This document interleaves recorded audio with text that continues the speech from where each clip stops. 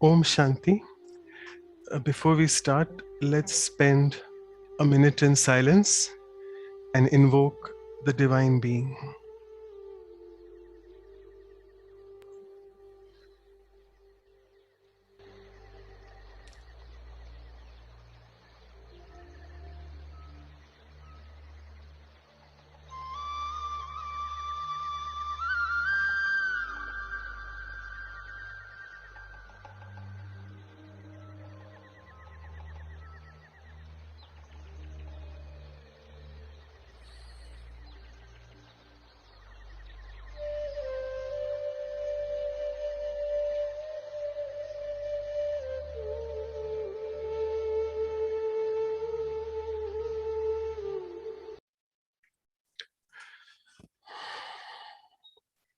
So welcome all of you to the Values for Life series episodes. Now we are in the second year. And we are so fortunate that Brother Brij Mohan Bhai Sahib is with us. Bhai Sahib, thank you so much for joining. And let me just tell you a few things in the background today. It is a big surprise for all of us. It's the divine plan, the divine coincidence. It's Brothers Brij Mohan Bhai Sahib's 89th birthday. So a very happy birthday to you, Bhai Sahib. And we'll be having a big blast. We'll be celebrating it today. And we never had it in our mind that we'll be having on this day with us, Bhai Sahib with us. So it's all the divine plan. And incidentally, we have the 25th episode, which is the Silver Jubilee episode. So it's like another blast for us. So too many things happening at the same time. So without much ado, I would just request the Vancouver team, Sister Claudia and Sister Anu, to proceed with the birthday cutting, or the cake cutting, sorry. Over to you. Yeah.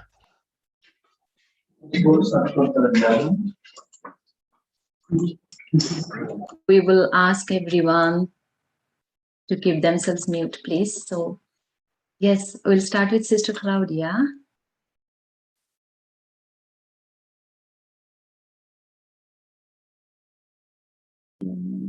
Can you unmute yourself, Sister? Om Shanti, dear Brother Brij Mohan.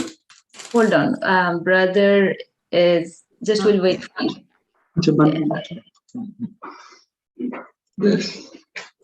Om Shanti, Brother Brij Mohan. We're so happy to have you on this special day.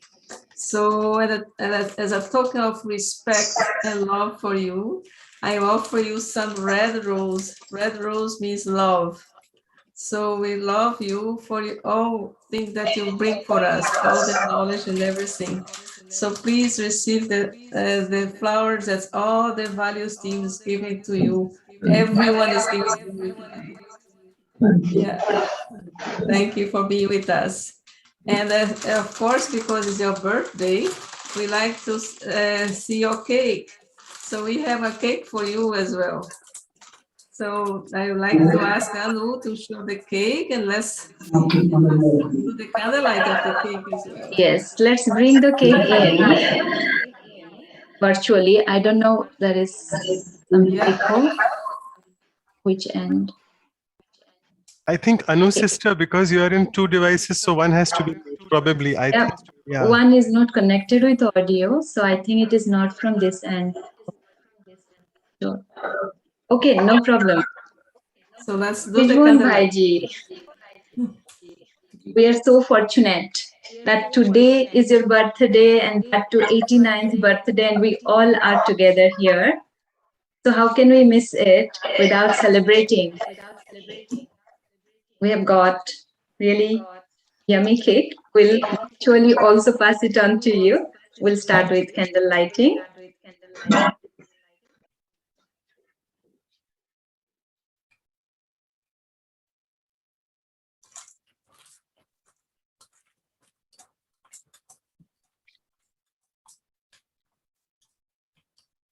So I let's think get we this all wish. You wish, and then you can do the ceremony. Continue on. So everyone, let's create the wish for Bhaiji in the heart. And as we wish, taking few seconds, then we blow the candle.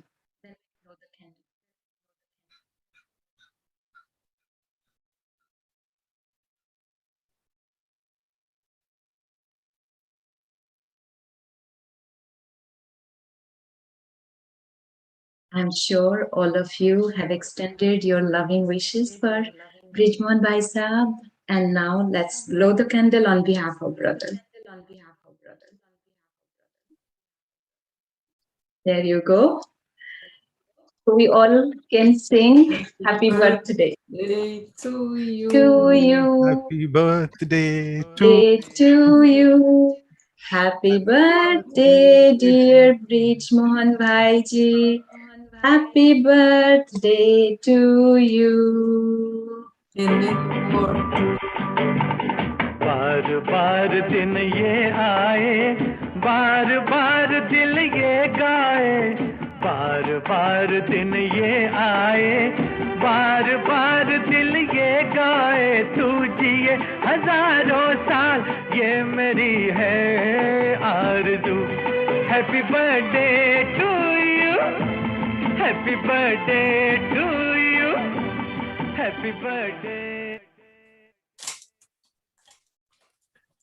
Okay, so after cake, definitely after candle, we want to offer the cake. So we'll cut the cake.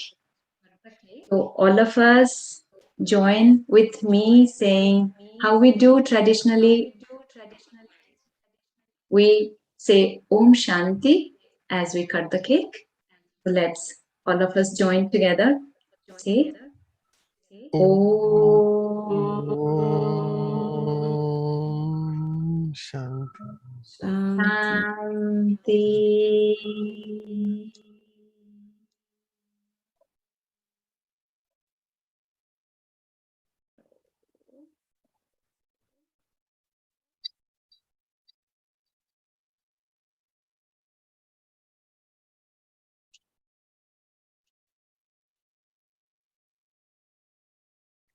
There you go.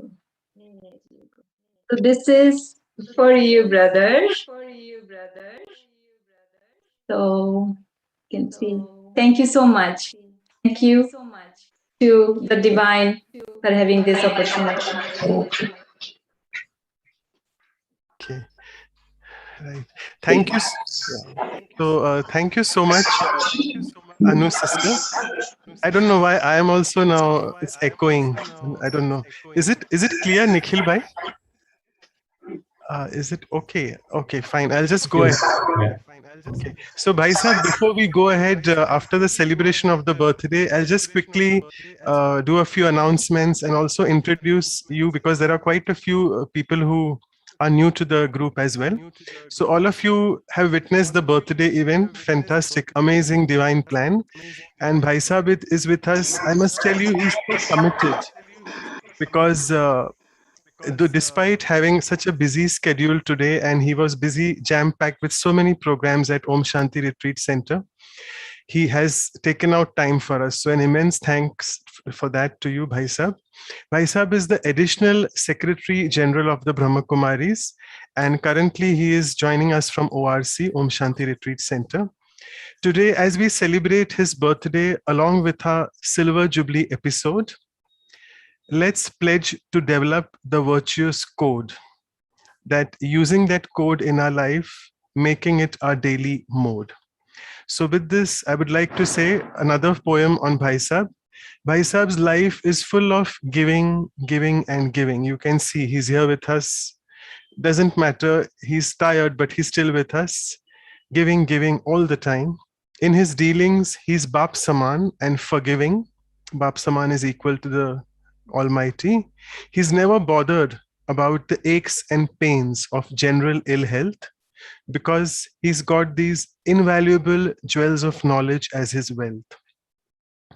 which he keeps on donating and sharing, which reflects his nature to be so caring. So we are all actually set to hear those invaluable jewels of knowledge on the virtue of farsightedness. Through this virtue of farsightedness, we can develop our own story and create a famous name in the history.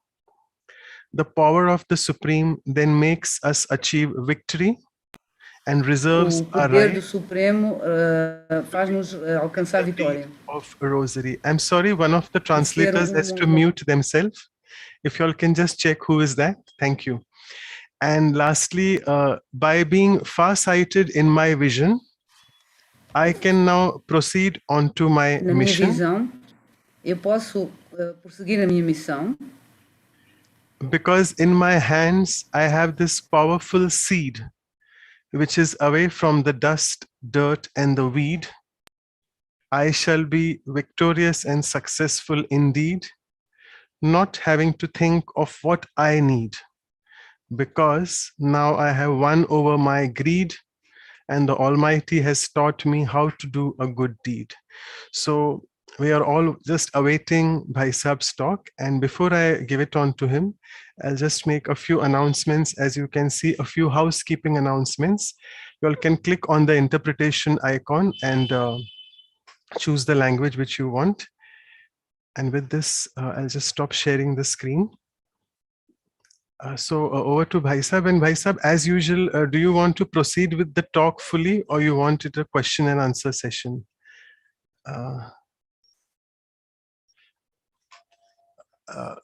Sorry, you have to unmute Nikhil Bhai. You have to unmute Brother Brijman. Yeah. I said questions and answer is better for me. Okay, fine. So I'll start with the questions. So what we do is, thank you, Bhai Saab. So as we did last time, we initially started with a few concepts on the virtue. And then after understanding those concepts, we then went into a few real lifetime examples. So I'll start with the first concept, Bhai Saab, that what is the basic difference between farsightedness and foresightedness?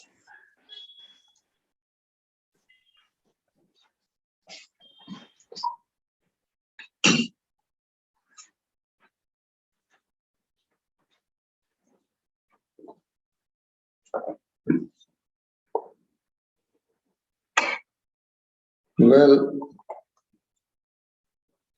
they say, look before you leap, think before you speak.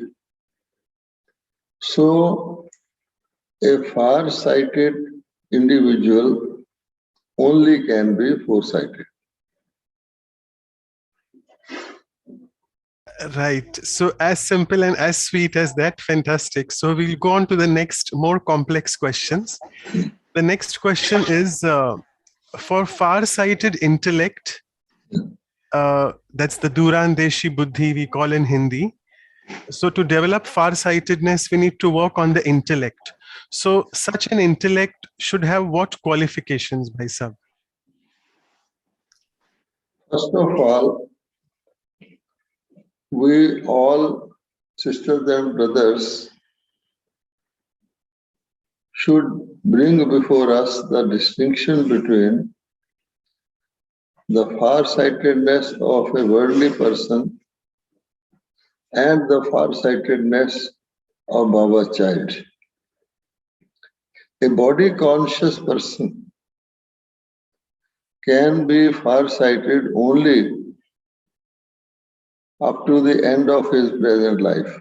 He can plan, think about what they say this person is very far-sighted. He will think about his old age and other things. So a body-conscious person's far-sightedness is very limited and different from the far-sightedness of Baba child. Baba child's far-sightedness goes to the whole kalpa. So when we have knowledge of the whole kalpa, then Baba's children have an understanding of the soul's role throughout the cycle, and not only in respect of time, but also in respect of space. That is to say, our three regions, as a soul, as a angel, and as a physical being. So this has to be taken into consideration. And now each child of Baba has been given the divine insight to be far-sighted. So this we should keep in mind while asking questions. So now please again ask your question. Okay. Thank you, Bhai Sahab, for that. If I want to say about a few things about how my intellect should be, so as we had heard in one of the Murlis a few weeks ago, there were 4 basic qualifications of an intellect, which for Baba's children, we need to develop them more. So it was Vishal Buddhi, that is broad. I'll just speak out those 4 in Hindi as well. So Vishal Buddhi, that is broad-minded. Behad Buddhi, that is unlimited. Divya Buddhi, that is divine. And Hans Buddhi is swan-like. So do you want to explain each of these in detail? Well, I will take up one of the most important, which includes all others, and that is divine intellect. Now, whether we are short-sighted or far-sighted, the most important thing is what type of intellect I have. If I have divine intellect, my sight will be benevolent, beneficial, and good for others, good for ourselves, good for everything. But if I don't have divine intellect and my intellect has the vices or impurities, then like virus in any computer, everything will go haywire and wrong. So you see, for example, in today's world, there are the wisest people who are developing nuclear weapons. So it takes a lot of intellect, a very minute intellect to develop a nuclear weapon. But what is their aimed object? You see, their intellects, it is so blurred that whatever they are producing is going to create end of the kalpa. So such type of far-sightedness, Baba says, Vinash Kal Viprit Buddhi. You can translate it. And for Baba's children, it is Vinash Kal Prit Buddhi. So divinity of intellect, which Baba bestows on us, divine intellect, then other things, Hans Buddhi, Vishal Buddhi will follow. Okay, great. So a beautiful summary that how we can develop far-sightedness by developing this virtue of divinity. So thank you, Bhai Sahab. And as Bhai Sahab was saying, Vinash Kale, which means during the period of destruction, that is the process which we are going through, very tough times. All of us have COVID, we have seen that. So during that time, if we have an intellect, which is Preet Buddhi, Preet means in love with the divine, it can really do miracles. So Bhai Sahib, at Brahma Kumaris, a lot of stress is given on these 2 words, which is mind and intellect, and maybe even sanskars. But more important is mind and intellect. So according to you, which is more stronger? Well, these two are only functionaries. And you know, the one who's controlling these two is the sanskaras. The strength of between the two also depends upon the intensity of sanskaras. Now, if the sanskaras go in a particular direction, say a person has some sort of habit or addiction, inclination, then you know the intellect will work in favor of that only. And therefore, mind will be subdued. So, basic thing is that we have to see which way the sanskaras are leading me. Like an iceberg, it is very little is apparent and rest of it is all down below. So, in a sense, if we say that my mind has done this and my intellect has, they are only functionaries and controlled by the sanskaras. So basic uh, for, for, so the basic requirement is change of the sanskaras. And for that, we can use both mind and intellect with attention. Okay. So we'll go to another concept. When we hear the virtue of farsightedness, it really portrays about something to do with future.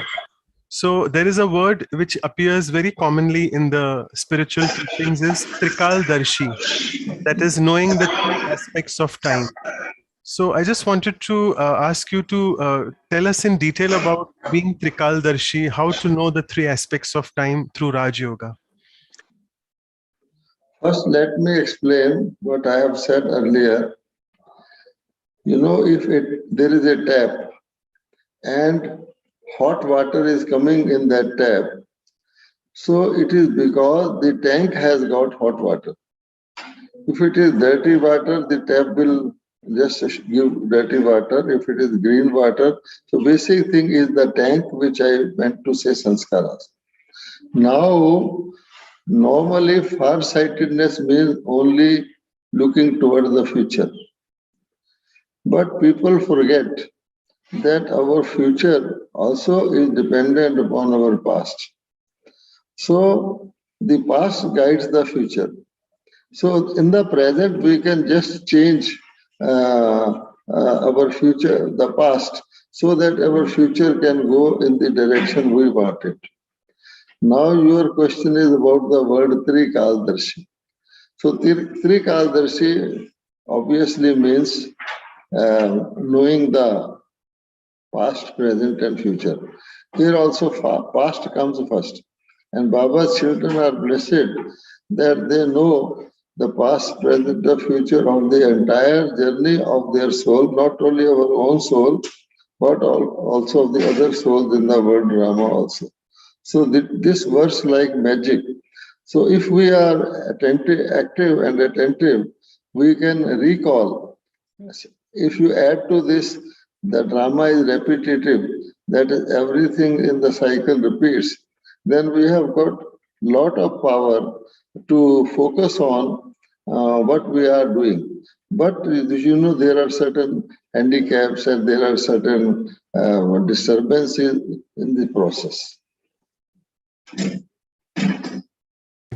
So thank you, Bhai Sahib, for explaining that and making us realize that the future is all dependent on the past as well. So we need to consider all these three aspects. Okay, another question is actually coming in the chat box. I'll take that later. But the question is, a far-sighted individual, usually they are visionaries and luminaries. They really build up big organizations and giant companies. And they have in their mind a set vision and mission. So do you want to tell us the differences between what is vision and what is mission? Well, mission is the objective and vision is to reach that mission. So people, if you have a high mission, then you require that type of intellect, how to achieve that mission. And the way to do that is called vision. So people have got, in this also I want to tell you that in these days of specialization, people may be having vision in their, say, professional field, but they may not be so visionary in other aspects of their life. So there also, other aspects of life also influence one's conduct and vision. So there also, there are so many handicaps. So basic thing is that anyone, even a terrorist, for instance, he has got a mission. the terrorist has got a mission to go somewhere and say, plant a bomb. Now, the terrorist is so obsessed with that, he doesn't bother which mode he takes, how people are going about. He has focus mission. And so therefore, he doesn't require any vision. Because he is so focused on that, so he achieves it.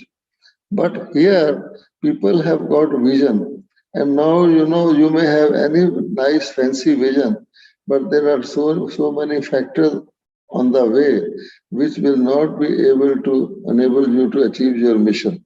Say in corporates also, there are so many factors. They say money, material, machine, method, this and that. So marketing. So one of the factors causes disturbance. So, and then there are a lot of people, I may be a visionary, but other people who are to accomplish that mission, they may not be they may be very intelligent, but they may have ego problems and such like things. So that is why most missions are carried out through temptation, inducement, or such like things. Okay, great. So it is a fantastic difference between what is vision and mission. Would want to again clear another concept which is taught in Raj Yoga, something about the third eye. Is it the same as the eye of farsightedness? So if someone wants to develop farsightedness, he needs to develop the third eye. So do you want to explain on that, Bhai Sahib? Actually, we should not use the word farsightedness for ourselves. We should do Trikaldarshi. So, third eye means divine intellect, which means uninterrupted and unpolluted. Divine intellect is like a magician's globe, and you can clearly see anything on it and accomplish whatever you want. Okay. Another very humorous example is in Hindi we say soch samajh ke karam karna. I'll just translate in English that think, understand, and then speak. But nowadays the trend is we have seen it a very reverse order. We just speak it out as a reaction to whatever is happening. Then we understand, oh, we should not have spoken those words. And then we keep overthinking. So is this because of lack of farsightedness or lack of foresight? Well, first of all, it is wrong to lay down this formula.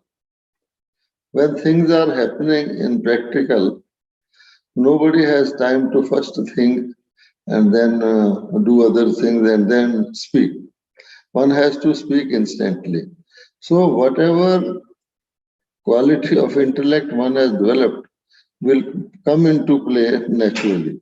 So therefore, if we want to improve, say, our speech, it not only requires some basics, it also requires practice.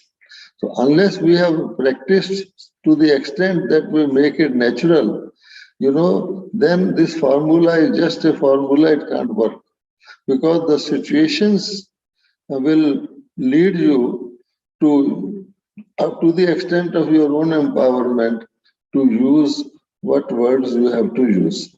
So sometimes, a very cool person, a very person with lot of patience, anything may happen, but that person will keep his speed of talk. Take the instance of Gulzar Bhen. Now Gulzar Bhen was only focused on divine knowledge. So she didn't have superfluous knowledge of the world, what is happening here and what is happening there. So she could use very appropriate words in whatever situation. Anyone trying to instigate her, as we know about Dadi Janki also, when her test was taken, brain test. So they try to use artificial instigation, this, that, inducements, and then, but still she had delta waves. So this is depends upon a person's own state, and then one reacts to the situation according to one's empowerment. So, Bhai Sahab, I mean, there are many powers. We know there are 8 powers in Raj Yoga. So, can you just tell us one or two powers which we should be developing in ourselves to become more far-sighted? Well, there is not a cut and dry answer to this, because each soul has certain powers to the full, and certain powers which they require to develop. And that is for each soul. But broadly speaking, Baba says that what you call Parakh Shakti. So that power has to be developed, and this comes with power of silence. The more and more, because power of silence is the mother of all powers, so the more we practice the power of silence and economize on all those things that we do, our thoughts, our speech, our other activity, then that power of discerning, or what I have said, Parak Shakti. Because if we have Parak Shakti, your first bird that was called Hans, so that enables us to instantly understand what to do, what not to do. So that solves most of the problem. For other purposes, what Baba says, the Samane ki Shakti, the power to contain. That is also very important, because like an ocean, you cannot set ocean on fire. Similarly, if one has the power to contain, then nobody can nothing will influence you. An ocean can contain all the rocks, all the things, big vegetation, whatever. It contains everything, and there are waves on the top of it. So therefore, that is very important. That means we will not react instantly. For everything, you have to withdraw. If you have to be safe, if you alight from a train also, you know what to do from a moving train. If you have to catch a ball, you also know that if you keep it flat, it will go. So you have to bring it back, and like that. So therefore, this power of containing and power of tolerance, these powers help it. But basically, silence power and develop through that the power to discern, they will help us a lot. Okay, great. So the discernment power, the power to judge or decide, and even tolerance and accommodation. So so we have broadly actually finished the questions on the concept of understanding the concept of farsightedness. We'll take a few real life examples. So there is a question very commonly asked that having a far-sighted vision, I sent my son abroad for further studies. But soon he fell into bad company there, and he started misusing the money and even forgot about the studies. So was my decision wrong? I should not have sent him abroad. Well, this is actually not far-sightedness. If the person was far-sighted, he would have taken into consideration all these factors beforehand. If I am sending my son abroad and I am an Indian, I know what type of Western culture is. So I will first arrange a good accommodation at good place to stay, say with some Indian family or this and that, and then also keep contact with my child very frequently, and like that I will watch that person. So here, farsightedness was missing actually. That is why this happened. Okay, great. So another example again from India, very pertinent to Indian circumstances, is while arranging marriages in India, because in India we have arranged marriages, people do a lot of research, matchmaking. They try to match the husband with the wife, the prospective husband and wife, whether they are really matching in their sanskars, etc., etc. But having done that, still many marriages fail in India as well. So a question is, how do we foresee successful marriages? Well, in this imperfect world, where you cannot match two things perfectly, nobody can, there is no method to foresee a successful marriage. A successful marriage will depend, they say marriages are made in the heavens. So there is some sense in that because it is the sanskaras which play their part. And if the two souls come together, their sanskara, it will depend upon the sanskaras to have compatibility. And the sanskaras can also, they may be having divergent sanskaras, and the marriage may become successful. The thing is, the factor there is earlier times, there was sort of durability, there was love, and there was a family backing on both sides. There used to be a lot of interactions and family feeling in both the families. Now all those factors are missing. There are so many compulsions under which this marriage takes place. So it is likely that 80% of the marriages will go wrong because the times are such. In this world of today, any relationship, whatever you may have, that gets disturbed and become disharmonious. That is the effect of Kali Yuga becoming more and more tamopradhan. But our system earlier was to tell you the horoscope, this and that, so that they could foresee, and they used to see the backgrounds of the families also.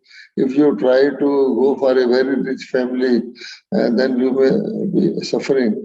Or if you go for, so everything, there are social things, there are so many factors. So that is why most people today prefer to remain single simply for the reason that that marriage will not be successful. So this is so far the BKs are concerned, so this is out of bounds for us. So why waste time on this question?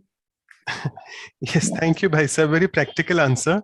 Okay, another question is, the brother is asking that should we invest in stock market, and how can we be far-sighted, because I want to make a lot of money, but then sometimes the markets goes up and down and I tend to lose money. So how do I increase my far-sightedness for investing in stock market? Yes, Baba says that there used to be many children who will buy a lottery ticket in the hope that Baba will help them to win the lottery and they will use that money for godly service. So Baba said that even the token money that you will spend on the ticket itself goes waste. So don't bother for that thing and use that token little money for godly service that will bring you multi-millions. So the basic idea is for a BK to have share stock market as their profession. It is absolutely wrong because even in other religions like Islam also say any type of this gambling is not allowed. It is considered a sin. So we should have some other profession where you require, normally many religions say unless you put in some effort, your income cannot be called honest. And here you are just on the basis of your intellect and guesswork, you are doing. So mostly, first thing you buy there is worry. And as soon as things are going up and down, and Baba says you have to have a stable stage. So why you are getting into this? I think it is not far-sightedness to think of going into stock market. Fantastic. So it basically says anything which makes us unstable should be away from our mind and thought. So great. Okay, so the next question is a very personal question for you, Bhai Sahib, and now I'll go in a few personal questions. It is a sister is asking, it's a BK sister actually. She's saying that Brahma Kumaris, all of us know it's an international organization where sisters run the organization and they are in the forefront, and brothers are more behind and they are the backbones. So she's asking that being in such a position as a brother, how do you use your ability of farsightedness to run the dealings with them? Dealing with sisters. Dealings with everyone, sisters and brothers equally in the organization. Well, I keep to the Lakshman Rekha of my role that I am a brother. I have to remain on the backside, and it has given me very good results. If you want me to elaborate, well, there is something called the face of the organization, the face of the political, or who will be the prime minister when they fight elections. So Baba has made sisters as the face of the organization. And there is a lot of sense in that.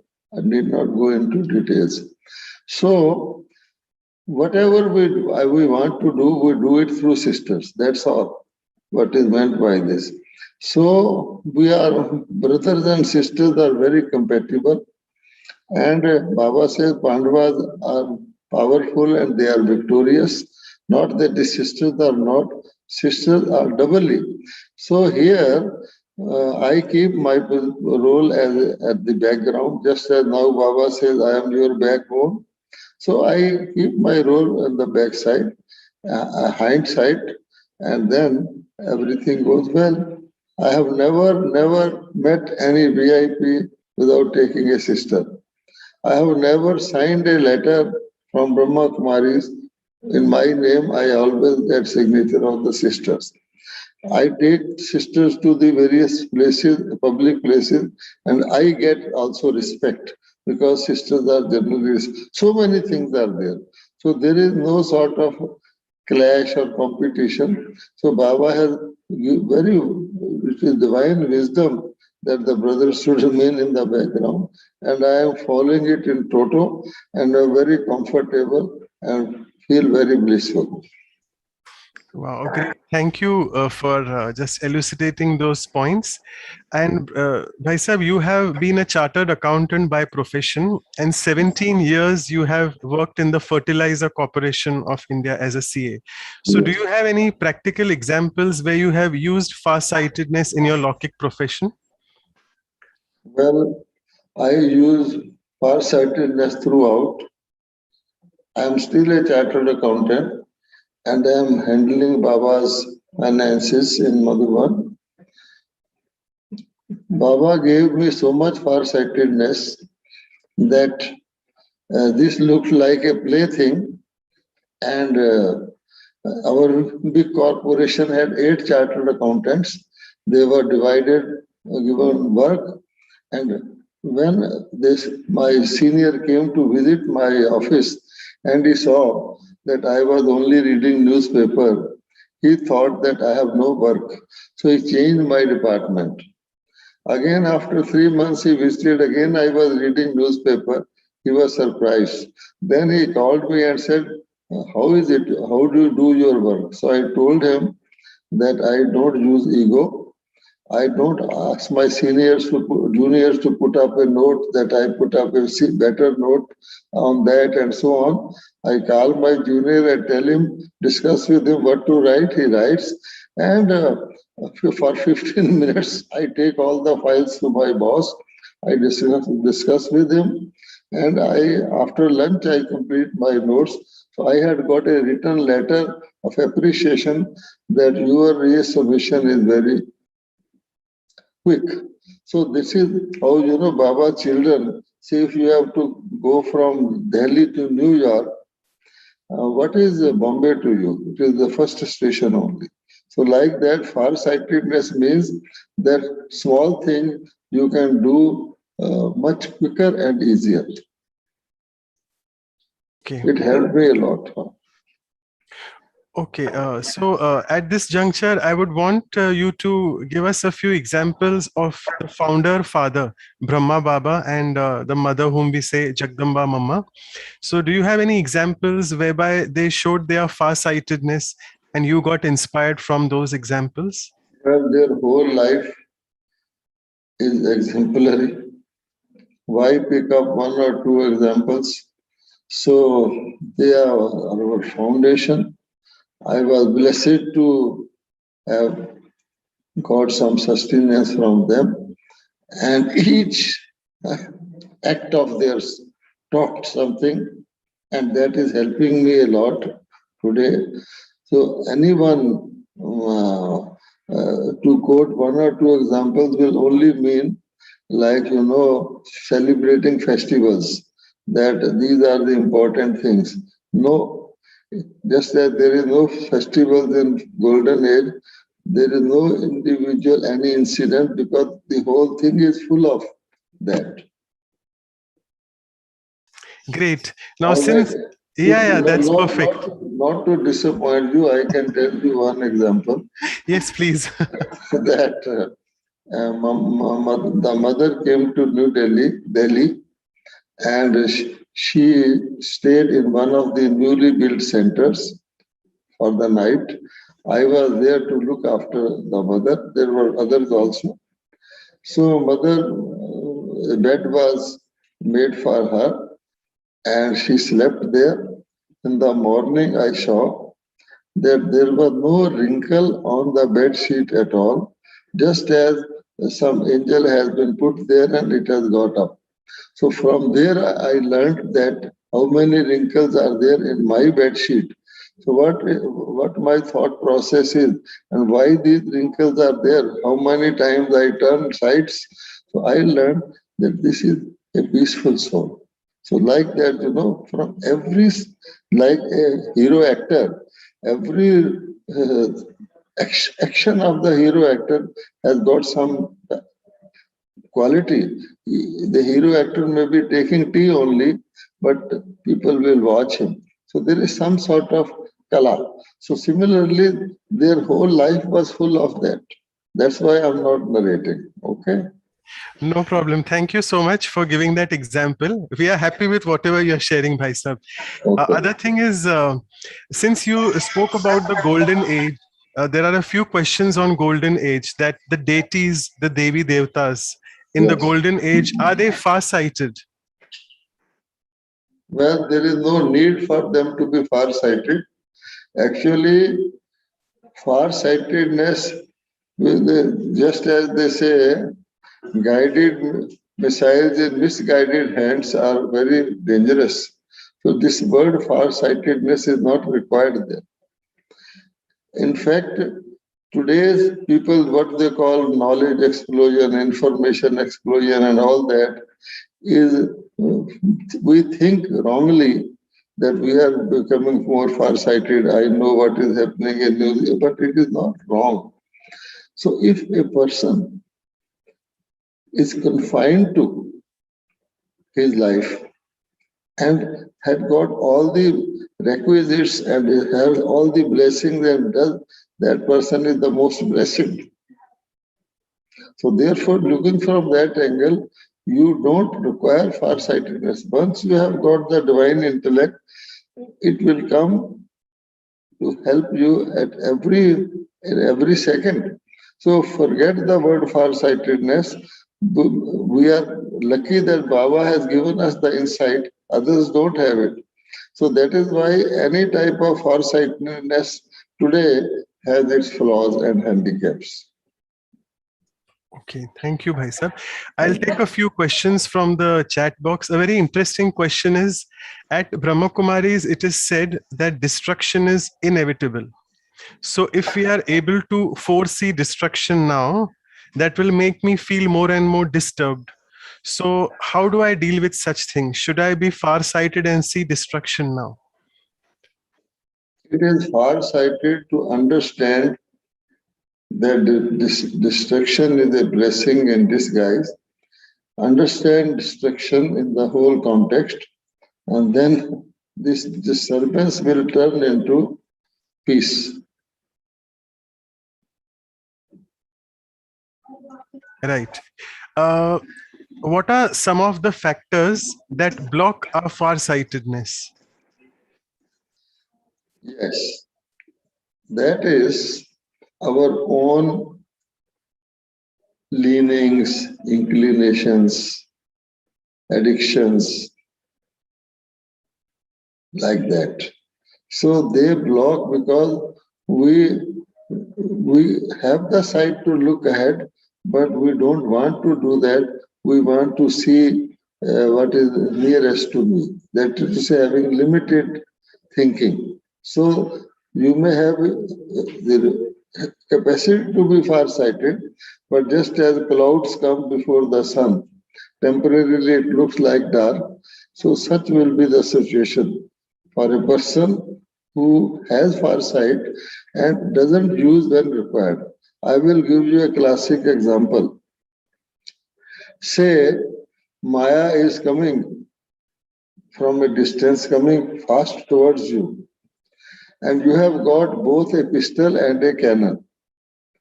So you see the Maya coming and you start using the pistol and go on shooting, but you know the Maya pistol has a small range.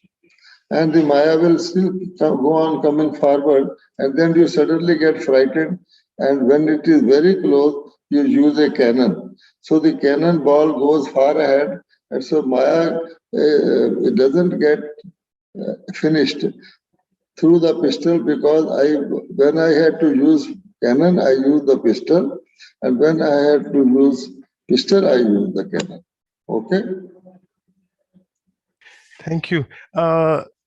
Another question is, what are the practices which Bhai Sahab has developed to strengthen the divine intellect? Now, this is the last question, number Okay. one. And number two, our daily service and the daily routine that Baba has given us, and anything in the drama that comes before me, helps me to use the divine intellect. And just like a knife is sharpened if it is regularly used, so it is helping me like that, because divine intellect has the capacity to turn both unfavorable and favorable conditions in one's favor. So that is the beauty of it. Okay? Yes, thank you so much, Bhai Sahab. And before we leave you, we'll just do a quick Thanksgiving by Dr. Ashok Mehta. So I would Yes. just involve Dr. Ashok. I would request him to just come. Yeah, over to you, Dr. Mehta. Yeah.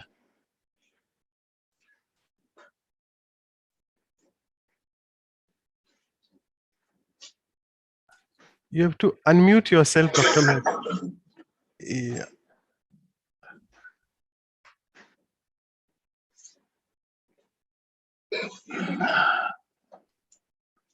I think he's in Madhuban, Mount Abu. Yeah, he's in Gyan Sarovar at his residence. Nikhil Bhai, if you can just unmute Dr. Mehta, is it possible as a host? Yes, I'm doing unmute here. Okay, okay. I don't know. Anyway. So maybe, yeah.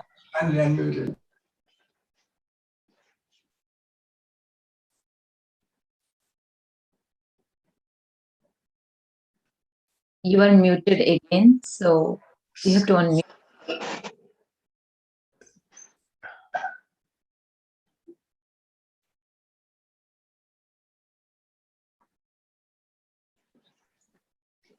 Okay. Yeah, now I'm unmuted. I'm in Jan Sarovar, Brisbane, Bhai, and I've enjoyed the analysis of words with you so beautifully. As a surgeon, I find it a little difficult in the sense that I feel there's more physicians' work to analyze the things. I mean, go straight down to the business and cut it. Anyway, I think it's been such an enjoyable experience to listen to various facets of different words. I think all of us enjoy the beautiful analytic mind that you have and the sharpness with which you answer Manoj Bhai. I think it's been a pleasure to listen to. Thank you very much for sharing your vast experience, both of the divine knowledge as well as a practical experience as an administrator. Thank you very much, sir. Om Shanti. So thank you so much, Dr. Mehta. And we won't keep you waiting, Brijman Bhai Sahab. Claudia sister, if you can just say a quick word of thanks, and then we will bid goodbye to Dr. Brijman Bhai Sahab. Claudia sister, are you? Yeah. Thank you, Brij Mohan Bhai. We don't want to take more of your time. I'm sure that you are a little bit tired because of so many parties you have today, commemorations for your birthday. So we really enjoy, and thank you for everything. Thank you from the heart. Thank you so much, Bhai Sahab.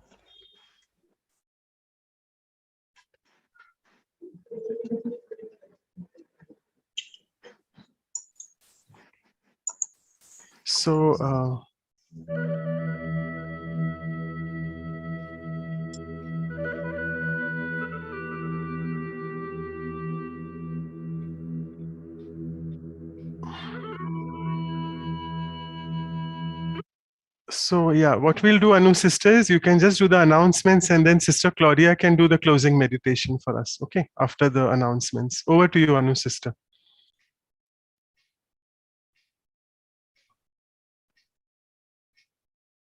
Thank you, Manoj brother. Yeah, quickly, I'll take you all through the announcements, the upcoming programs.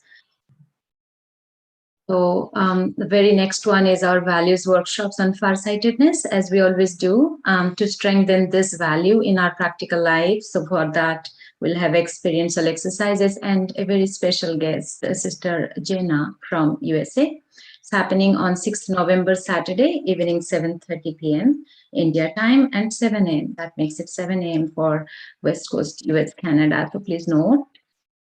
And also we'll have the spiritual significance of Deepavali, because that is the festival we have. So what is the spiritual significance of it? With our very dear senior sister Shilu Didi. So it is on 7th November, Sunday, evening 8 p.m. for India time. And that makes it 6:30 a.m. for West Coast, US, Canada, and 9:30 for East Coast. So please note that daylight savings time change is happening the same day, 7th of November. So please note.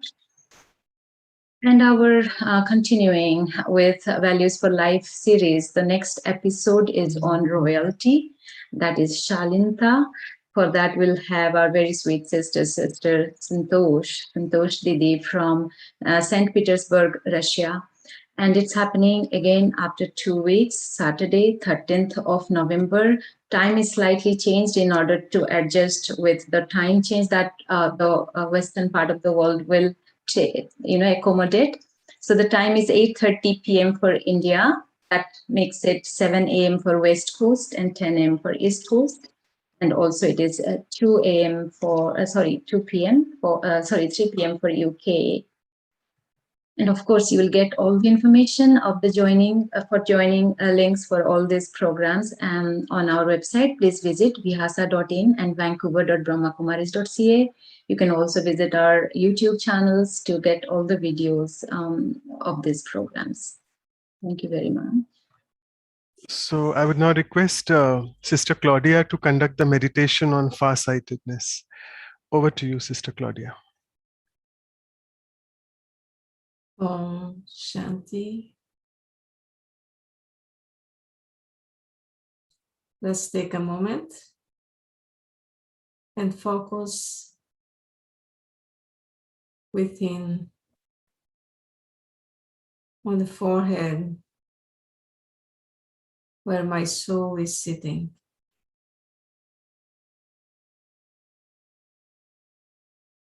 I, the soul, came to this body,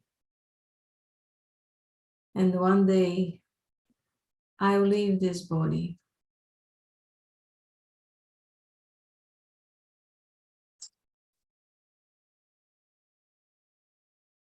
I take this moment to see my whole life. I see my past, I see my present, I see my future.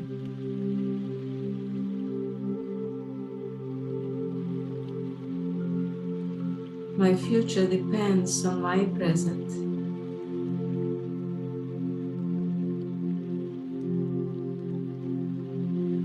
So I think, when I leave this body, what am I taking with me?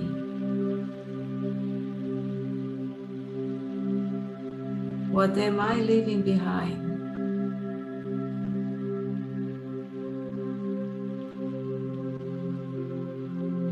What qualities people will remember when I was in this body?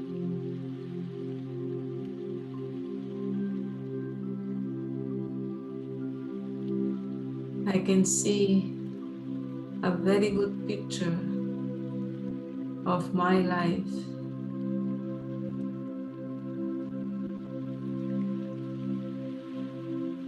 Not in a physical level,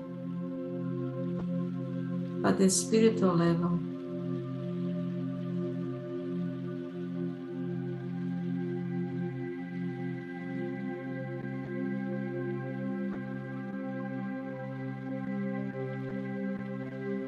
Everyone has a journey, and the journey is never stopped. Keeps moving forward, forward.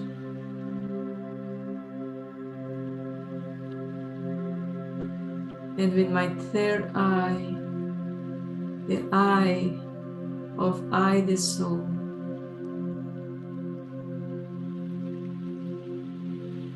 I can make a plan to move to the next life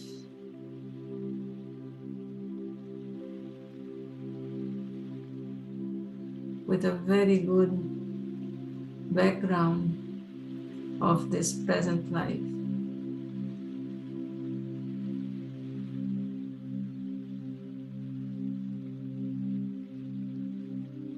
That will bring me joy and happiness, that this life and my next life will be peaceful, happy, and content.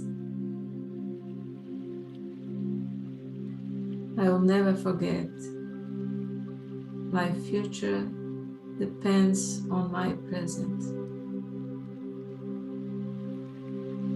Om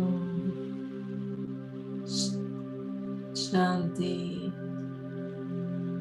Shanti, Shanti. So thank you so much, Sister Claudia, for the beautiful experience of meditation. And can we still do a meditation song? Sorry, give me.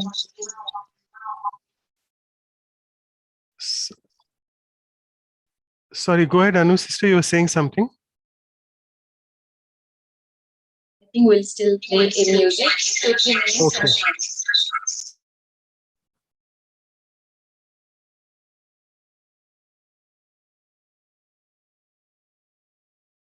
Okay, we finish? I think, yes, because it's done so.